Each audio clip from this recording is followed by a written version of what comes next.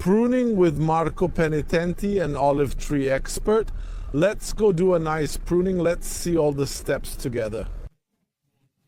Of course, the basic pruning videos have already been released, so if you're not too experienced, a video about reshaping will be coming out. This large tree needs to be restored, which is typically pruned yearly or every 2 years.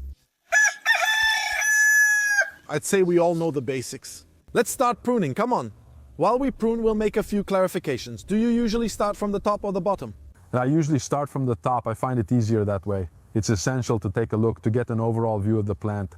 Everything you can cut from the bottom, maybe with a few chainsaw cuts. We do it right away so we don't have to carry tools up into the tree, and then if needed we finish up with the shears. This is a tree that's usually pruned every year. Last year we also fertilized it with manure. It rained a lot, we gave it water, it grew a lot, and now it actually has quite a lot of foliage. But it needs a bit of tidying up because over the years we've only given it light pruning. The main thing, since this is a polyconic vase, is always to try to balance the foliage well. So the top part should be as open as possible so that the lower part always gets enough light. If you really need to understand it from that angle, you can see clearly that this part here should be like this. It should reach about here, as you can see, and ends up fairly balanced. Exactly, that's already almost perfect. That one's fine, this one here, we'll go ahead and structure it a bit. We'll go ahead and structure this one a bit. It's not true that this one spreads in favor of the other, as it provides shade and absorbs gradually. We almost always have to. We need to go back. Go back, then cut to... Cut back there on the crown, and we take advantage of it. While Marco makes the first cuts, I'll make a few remarks. Start with the crown and cut back. Let's all take it for granted. What is it? So let's move away and make our cut. Meanwhile, Marco begins the first cuts. We are using the simplified polyconic vase. In this case, we have 3 branches. This work is done because the polyconic vase, with this training system, it's the best structure to make the plant produce more. It helps the plant stay healthier and allows us to use as little space as possible for the plant, making it thrive in the best way. Now I'm playing the kid for Marco. Let's go make a cut. Here it is. You see, I just made a silly mistake. Marco is wearing the helmet. I'm wearing these glasses. They're transition lenses, just so you know. They go from sunlight to shade. When you're indoors, I keep them on because something always gets in your eyes while Marco wears the helmet. We're going to do 2 different types of pruning. In this case, as you can see, he's using a pole. We can use a ladder. In some situations, you use a ladder. Of course, on plants this short, it's better to use a pole because from below we can see everything together, but then it's also a matter of habit. A pole like this is ideal for these situations because it works on the ground. If you look, let's show the cuts for a moment. Marco, because afterwards it always seems like you're cutting a lot, but actually, you see, this one is a bit of an exceptional cut that he made. Marco, I mean, it's a big cut, even if it's small. It's a medium cut, let's say. It's a medium cut. And obviously, this is a portion of a branch that was up there and that with light production pruning can normally be formed. So after 4 or 5 years, it's normal to make these cuts. There was maybe a little bit of trouble, so we also went ahead and cut to refresh the plant. If you look at the cut that was made, it's a very clean cut, and that's also very important. Not only use the bar, in this case done well, but also a thin and sharp chain, because the big ones are usually...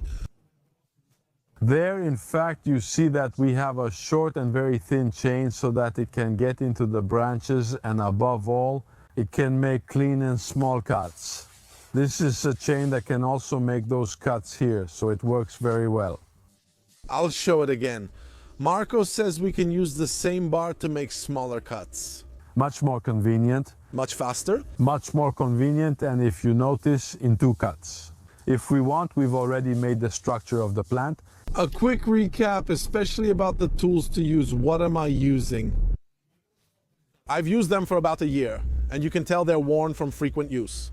I'm going to use the whole series, let's say, for the demolition from Milwaukee.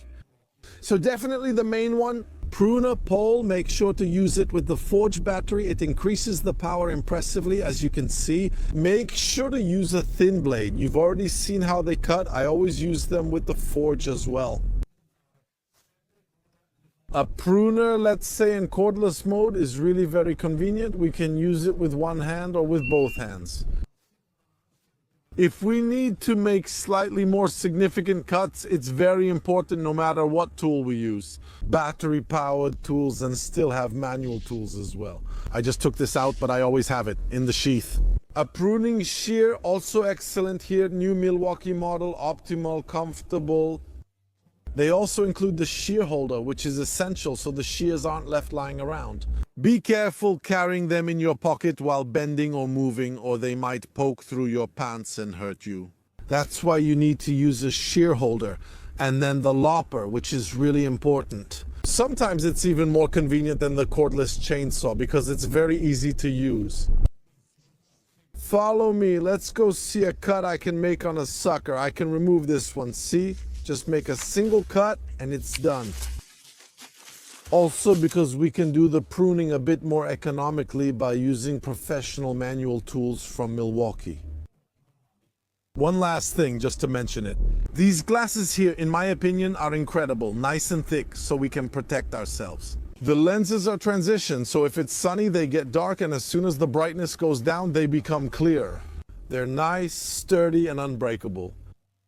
Very important, as you can see. See Marco's expert cut? He removed all the dry parts with just a single return cut. So without having to stand there, beautifully, with the scissors removing every single little branch, he just made one cut. A clean cut is important, especially if you have many olive trees. With many olive trees, it's best to spend 3 hours per tree, but The premise is absolutely correct. If you have 10 trees in your garden, you can make all the cuts you want, like the 2 or 3 or 4 I have in my garden. And I can spend even 2 hours on them. It's clear that if you think in terms of an olive grove and even the smallest bit of economics, you still need to speed things up a little. That's why Marco is starting the pruning. About how many olive trees do you care for each year? This year we're at almost 15,000. So you can understand that by taking care of so many olive trees? He can't do the pruning in March, maybe in February or March, which is the ideal time for pruning, but he has to start earlier. Look, we start. Besides, we're now a team of almost 10 people, split into 2 groups of 5. On January 10th or 15th, we start very light pruning, not even cuts like these. So we start with pruning just for cleaning up suckers. Toward the end of January, we begin to do pruning like this. March, April, when we're very sure about the temperatures, the reforms are done again. That's heavy, sorry. In a part of northern Italy, if you're in southern Italy with different temperatures, you can already start working earlier. From this point of view, if you're watching in the meantime, if you put the pole here, let's show it to them, you see that a polyconic vase has formed. More or less correct. He did what he said before. He made 2 cuts and brought it back in. The tip, the head, and so he brought it back to have a triangle on the branch. By the way, this way you don't even touch the top anymore. The only thing you can do next is to remove all this dry stuff. We can do that by hand, right? Yes, we can easily do this by hand or with manual scissors, or if necessary with electric scissors. And we remove the stuff, the branches that are a bit drier. And it's always just a matter of making return cuts, that's all. And you see that in the end, the plant like this is already ready. Clearly, as you can see, this part here is a bit barer. What we're aiming for, I think, by giving the plant more light is for this whole part to grow. Maybe in a year or 2 it will thicken up, and so it will start producing, right? Definitely, also because these are plants that have already been producing a lot for 2 or 3 years. After 3 years there is some exhaustion, and so there has to be a bit of renewal anyway, assuming that this plant will still produce. So even the professionals? I see that unfortunately even here going around the lake, but not only here, they keep topping the trees. I mean, they don't even leave them ahead. A tip, call it whatever you want. Yes, a sort of willow-like pruning is spreading. I cut the tops and then I let the branches hang down, thinking that this way I bring the plant downwards. Is having the branches face downward correct, incorrect, or is there a proper way to do it? So let's explain clearly why. Why do we cut exactly at this section and then develop the lower branches? Meanwhile, the plant keeps producing shoots above, since these are all dormant buds that develop during the summer season. And then we create a lot of wood, we force the sap to take a path that's unnecessary, when instead what's important is to have the branches attached to the trunk. Let's take an example. Because it's good to be concrete then in the way these two tops are cut and maybe even this top as well. We have the sap rising, right? Marco, of course, the sap here doesn't find a way to flow, so it concentrates all its energy on creating new shoots. Yes, all the dormant buds are there, so that's where they grow. Perfect. And instead, by doing so, it gradually gets depleted. But especially the tip up here or up here, they say. Basically, they call for as much pressure as possible on the sap, to put it simply. It needs to have a sap, meaning the plant's concern is that the right amount of sap reaches the last leaf. Because this sap rises and feeds all the branches on the trunk. But as you can see, they're all connected, all attached to the trunk, and there are no large branches. Because it's always good to remember that in the olive tree, the circulation of sap is very slow. Unlike a grapevine, you'll never see an olive tree crying since its sap moves much slower. So you need to have as little wood as possible and as many branches and leaves as possible, which in the end means more production. So I would say let's do the other branches as well that way. In the meantime, let's compare. We have the first branch, which may not be clear on camera, but once we prune the others. Now I'll go to that one there, go ahead. I'll follow you and I'll do the chapter. As you can see, he's doing another high pruning, so he's trying to call it to himself. Should I take it? As you can see, a quick pruning can be done by two people, one person who goes through, removing the branches so it still ensures smooth work so you don't fall, and the other person goes to prune the plant. So if you notice here, this is a classic mistake always due to the issue of light pruning. Wait, let's show it. Come here, come here, come here. Show us the mistake. The mistake is this. This is our main axis. Okay, this is the main axis. He left a fork. This is definitely a fork that was left because a nice branch produces, I cut it next year, and next year again a nice branch produces, I keep cutting it next year and it gets thicker. So wait, let's get it from here so I can see it better. This one has a lot of competition and now it's time to cut it, regardless of what it might produce. Okay, later we'll go up and take it down. I'll stay here and show you how much air is given to the plant. If you understood, one of the mistakes is bifurcations, trifurcations, so every time we make bifurcations or trifurcations, we're wasting the sap and energy of the plant. See what we managed to do with just one cut. Are you leaving the tips? Let's thin out underneath. Yes, later we'll maybe touch it up with scissors, but then we'll thin it out underneath. Even in this case, I keep making return cuts. Always with the idea of keeping the triangular shape of the plant. So it was already pretty well arranged. In this case though, you made it lighter. I lightened it to clearly show the triangle concept. I could have skipped that cut, but I wanted to do it just to show you that this is the perfect shape. We grow trees in the shape of a tree on a tree. Let's put it this way. With these chainsaws, you can also make these very cuts. So you're going to take some branches that are growing inward, right? Yes, they're all suckers, very competitive and must be removed. That's a 1-year-old, right? That one might even be 2 years old. 2 years old. It's big, strong, and healthy. We only keep it if we want a new branch. We only keep it if we want to grow a new branch. Or maybe if a shoot is a bit more on the outside. All inside ones of this size must be removed. They need to be removed because they drain energy, reducing production, right? All this sap is being taken away.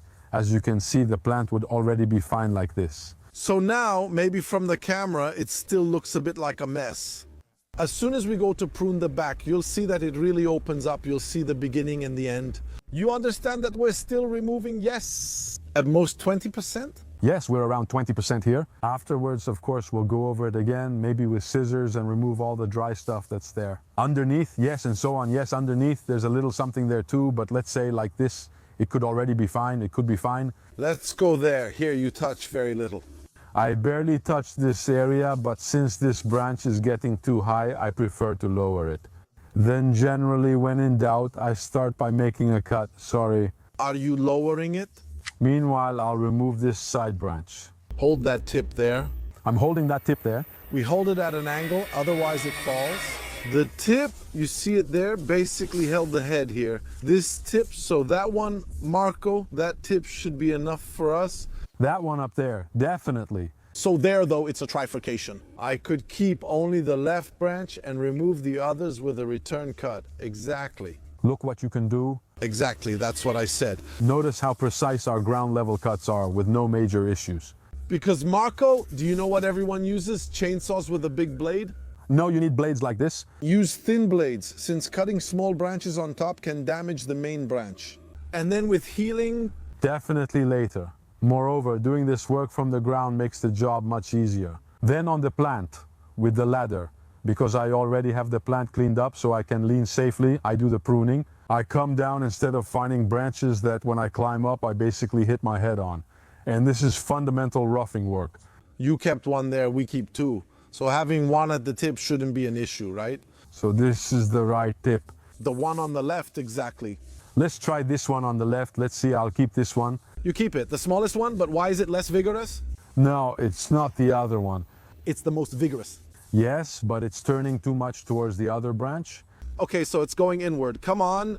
I want to send it like this, so we waited. That one, because the other one was turning inward. Yes, in fact, when I do the pruning, otherwise you'll see here now, these are too thin to do them.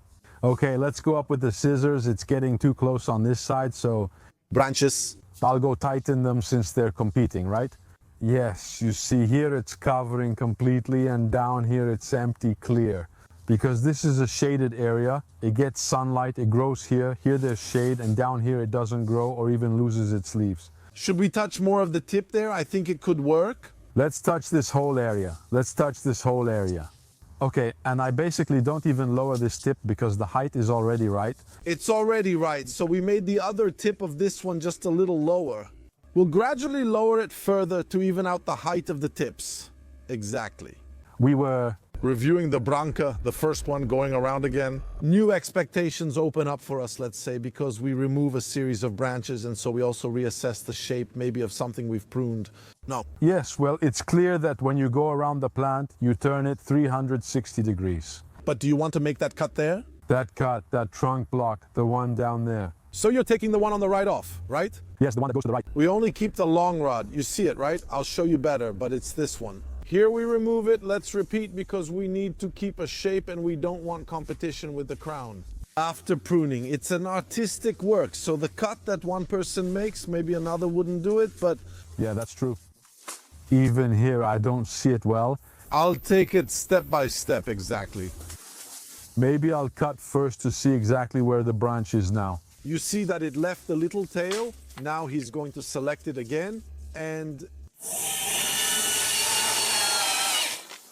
exactly, perfect cut, clean. Always doubting, he still gives advice. It's better to make two cuts. Two cuts, yes, because that way we avoid possibly ruining part of the hair. Here, this is all trouble that unfortunately here in my company, 5 years, 4 years of hail, and now we're trying to contain it with cuts, Pruning. propolis, sealing those cuts, and copper oxychloride. So we get to this point where we leave the pole aside. Let's do something. Scissors. Yes, I would say yes. Here, someone criticizes you because you use ladders. Let's say the ladders are up to code, right? The ladders are up to code. They're not dovetail ladders. They're specially designed ladders. It's done because it's much easier, right? Well, yes, because the ladder still rests and the others, let's say, It's always there. the scissor is present. I mainly wanted to show you because the upper part, all things considered, is fine. The important thing with the plant is to remove all the suckers. Wait, let me come in so we can show them. You also need to choose which suckers. I mean, I don't like to remove everything. But it's better to leave the ones that are a bit gentler, like these. So here I have a group of 4. So explain it to me well, because otherwise I would stupidly always remove them all. So you recommend, You say gentle. so because you see this one is left kind. Yes, it's not very vigorous because there were also the others. This is a pure sucker. Let's see, here it is. We see it? An old man always told me that it's vigorous. No, he associated it with the male member. He said when someone is vigorous, it's good. When someone is gentle, they're gentle. There you go, that's enough. Now we've understood everything. You can understand nature. But I'll leave it at that because I also want to think about the future. Just like with Branca. Yes, because if I cut everything, it will just grow back next year. Every cut leads to another. But by doing this, it could become a branch for me in the future. A replacement for this tall one, you mean? Not a replacement. It will cover this space when I go to shorten the other spokes. So, a sub-branch, let's say. Yes, a small fruiting branch like this. Here it is. Let's show it. It'll look like this. Of course, why is that? Now you see that it's already bent as it grows. It bends under its own weight. And obviously, the more it grows, the more it becomes heavy and stays bent. Do you leave it whole or make return cuts? No, in this case, I leave it. Yes, because if we try to do it now, but what if I had to cut it, maybe because it's too long? Look what happens. It becomes okay. You got it. It becomes vigorous. So at this point here, Might as well take it away. Well, now I feel guilty. we'll do branca another time. Let's take it away. So we'll take that away, and we'll take this away too. See, the cut was already made here. See this part? That you mentioned earlier. The point then Let me give you an example so we can see in this case. doesn't work. So, He's a gentleman, but already the branch, yes. and then above all, let's avoid sending the branches to the opposite side. I mean, I would have kept this if it had been over here. So if this one we cut had been a Gentile. This one was perfect. It was growing here, it was perfect. I won't do this one because it would intersect on the other side, so I'm not interested in the same thing. Then we remove all the ones on the back, regardless, Even if they're nice, they're not good suckers, so we remove them immediately. because this one is right on the back of the plant, so it absolutely has to be removed. You see how much light it's already getting. You see, I still leave these because they don't bother me, they don't absorb sap, and they might be useful to me in the future. This, Away, this one too. Away, this one. And this one that goes to intersect over there, let's remove it. I would say that like this, for example, you see these branches here. So now we're getting into the details, meaning these are all prunings that we can do. but we have plenty of time, let's put it that way. Let's be honest, even if it sounds bad, that's the reality. You see, now we're going to do the cleaning pruning and remove the branches that are completely spent. Let me ask you a question. You once told me that we have to be very careful not to prune too much. Let's say the inner part of the trunk. Because after a while it becomes woody. I don't know how to say it. I'll put it in simple terms, and so it won't produce any more buds. So how do I know then which one is the sucker, which ones we've removed, and which part it is? Let's say no, maybe I got the situation wrong. No, this was the right one to keep. Then we showed, okay, how to top it. But what happens if you notice, having cut everything, the first branch we have is up there, and then this one will definitely need to be shortened too, because it's starting to get long. But from here to the intersection there, Let's say an empty meter. yeah, where the 3 branches start, the 4 branches, sorry, we have an empty meter. It's clear that I have to go fill in here. Always with the idea of having the branches as close together as possible and fewer woody branches that stretch out. So many times we tend to keep 3 or 4 main branches with, let's say, a large block of foliage. Instead, it's better to keep many small ones, which are much more vigorous because there's much less wood. And the sap goes straight to these branches, which are the productive branches. So the more branches I have attached like this to the main trunk, the better it is. That is, when I get to this situation that we're showing now, it's a situation that's already quite worn out. And I came to this plant on purpose. This, if I wanted, could already be a branch to remove completely. Sorry, that's the cornetto underneath as well. That's the cornetto underneath as well. So by cleaning that, But now I'm doing this, I have everything empty. I keep getting up because I should have prepared it earlier. the alternative, Prepare myself for the alternative. So now, instead of cutting it there, which I won't do, I'm going to shorten it here. Marco, we removed it. I had you take off exactly that little horn that was right there. The production will be compromised. A silly thing. We will compromise production in 2026. Look at the silly thing I made you do. But see, even this, here it is. Here it is. See, even this one here. We save ourselves a corner by doing this, we do this, and we keep it. I always tell my guys, let's rather make one more cut, spend 2 more minutes on the plant, but let's preserve these. The other one was better and in better shape. This one was fine, this one was perfect really, but there, look, believe me, I would have kept both this one and that one. They don't bother me at all, Otherwise, we should go here. but they hit towards the inside. Yes, but these are already starting to be very central, and then we start to go higher, so upwards. It's better to have all the material on the outside in the polyconic vase. These need to be cut off later. It's clear that if I prune every year, I'm going to make cuts like these. I mean, the biggest cuts are these. It's also true that by cutting only with scissors like this every year, after 5 or 6 years, branches like these start to form. And so later I still have to go and make some cuts, otherwise you see what the plant does. The olive tree obviously tends to dry out underneath and have all the foliage on the outside, so from the outside it looks like a nice plant. In fact, it is a beautiful plant, but inside there's a lot of dryness. And that's not good. No, that's not good because it reduces air circulation. It can allow the development of fungi, bacteria, and so on. It will have trouble getting in and so on and so forth. So the options are either I make a precise cut using scissors all around the plant, 360 degrees. That would mean, however, that it would take me at least an hour and a half, and it would absolutely be the best thing to do, no doubt about it. But if we're in a farm setting with lots of olives and so on, then at that point we need to be a bit quicker. And we make cuts that are much more targeted, let's say, which still give the plant cleanliness and structure. So let's move on. Let's do 2 or 3 cleanings. Here, see, even here, this one, for example, I leave it. Exactly, because that one is Actually, to tell you the truth, not soft. kind. I don't leave. See, I even leave 2. You're poetic, I'm political. See? Here 2. Let's just make 1 cut instead of removing everything unnecessary. Here. I'll remove this branch going the other way and keep the one hanging down. When I have so many like this, it's obvious that I might remove some, so I'll still take a few off. I leave the little branch, this one down here, I leave this one. The kind people will save the world. Exactly. What's the point? I want to preserve, especially on plants that are a bit old. You can see there are some problems like decay, rot, and so on.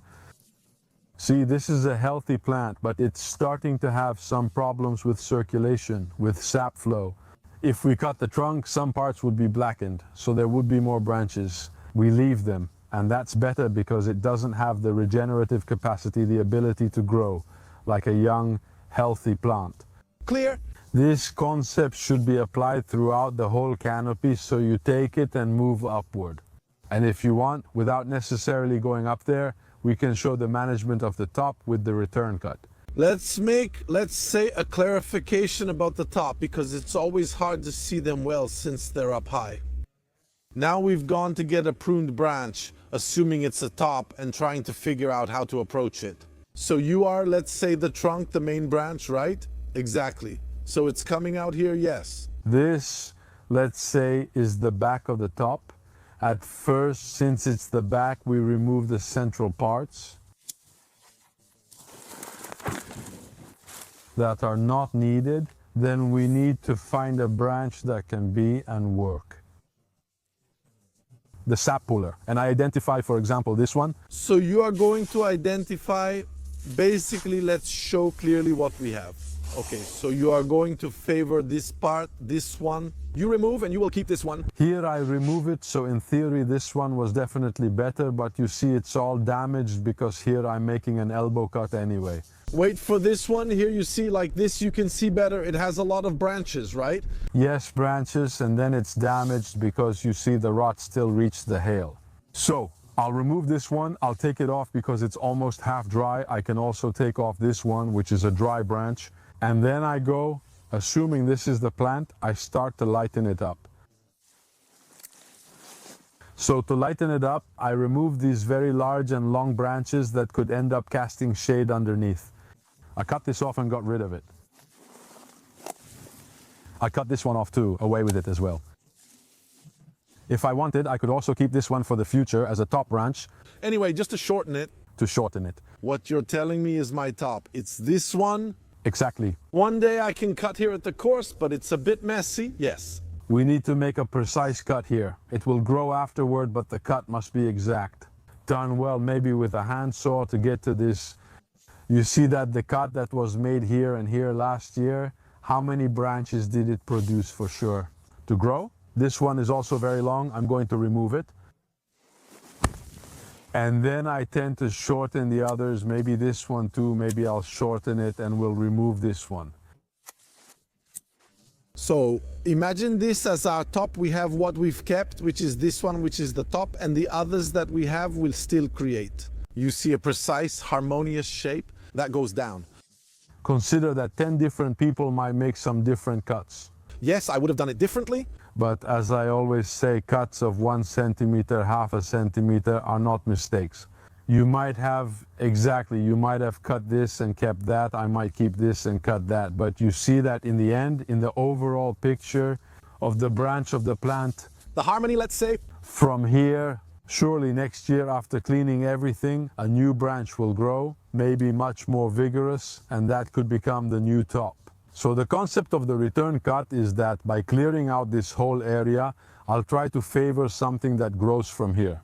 This way I remove all of this that's starting to look a bit like a willow head, right? You see, so I go ahead and eliminate all these angles where the sap has trouble circulating. One thing to consider, now we've seen it from here, but when it's up there, if you're not really close, it's more complicated. Yes, it's more complicated to go. To interpret it. That's why it's better to cut the big mistakes. Or anyway, with the chainsaw from the ground, the different areas you see there, that area there, that area, you cut them because that way you have a better view. And you can make the return cut. For example, there with 2 branches like that, this one here, I take it off and I shorten the other one a little bit. Of course, while Marco makes the last cuts, you see this here is the final result. We worked a lot more on these 2 branches, mainly I was saying a branch that now. Let's remove it, thank you. So it can be seen, we worked mainly on correcting this central branch here. We went to the branch, but look here, the triangle is perfect. You see it forms a triangle, we went to work on it. You could thin out the top a little bit. After that, as Marco said, it depends on how much energy you want to put into it or not. We still have 2 suckers, but we wanted to keep them and we cleaned the other branch. You see here too, a perfect triangle. You see this one here and those 2 here if you want. There's still a little something up there, but they're more than excellent. Yes, they've been pruned more than usual. Obviously, I repeat, we've been going easy for 3 or 4 years, and I think that's interesting too. You see, if you step back, it's obvious there are some little gaps, there are some holes, but you see I left them. The gentle branches that will cover up. No, to thicken up. They start to thicken up. In about 2 years, everything is thickened up. So now the light comes in here, it gains strength, it gains vigor. And there it returns splendid. There it returns, let's say, to grow. And so afterwards it goes back to being a complete wall. These are cuts that need to be made at this moment, at this precise moment in the life of the plant, because otherwise we let another 2 or 3 years go by. Those cuts grow to 7 or 8 centimeters, making them large and even more unbalanced. So we did a good pruning, we naturally skipped a series of steps. If something's missing, return cut. What are water sprouts and suckers? Here are some terms below. A video that is, let's say, for those who are getting familiar with the world of pruning. Let's clarify that we're always in northern Italy, so if you go down with, say, the Coratina or other types of plants, they're different, but the principle. Let's say the polyconic vase cultivation. Up to all of Lazio and Umbria, this is how we do it. We're at home. We're at home, then the regions of Sicily, Campania and Puglia. We tend to have more of a globe shape, so it's a pruning that's a bit more contained, let's say. There's not really the shape of the polyconic vase, but it's very simple. Here we need to let air in because we have rain, humidity, fog and so on. In southern Italy, on the other hand, there's a lot of solar radiation, which allows for a more expanded and globular shape. Of course, so I'll see you in the next video. I remind you that in the description you'll find all the tools we've used from Milwaukee. See you in the next video. Bye everyone.